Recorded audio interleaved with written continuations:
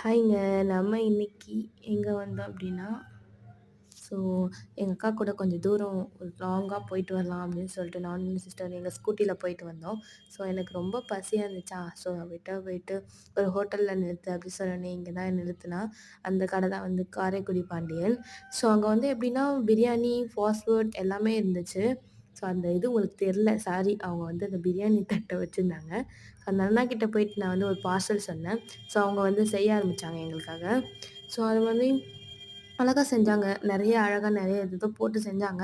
அவங்க ஆனா என்ன போடுறாங்கன்னு நமக்கு தெரியல. அது ஏதோ டேஸ்ட்டுக்கு போடுறாங்க. ஸோ ஆனா நல்லா இருந்துச்சு.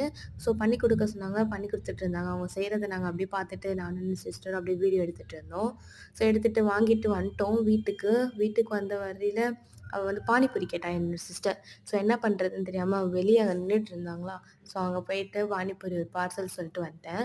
ஸோ சொல்லிட்டு வந்தோனே அவங்க வந்து பார்சல் போட்டு வச்சுட்டு வாங்கி குடுத்துட்டோம். ஸோ குடுத்துட்டு வீட்டுக்கு வந்தோனே எனக்கு ரொம்ப பசியா இருந்துச்சா, ஸோ ஃபர்ஸ்ட்டு ஒரு பிளேட் எடுத்து சாப்பிடலான்னு சாப்பிட்டுட்டு, அவகிட்ட லாஸ்ட்டா ஒரு பானிபூரி கேட்டேன். அவளும் ஒண்ணு ஒண்ணு குடுத்தா. ஸோ அதையும் நான் சாப்பிட்டுட்டு, நான் போய்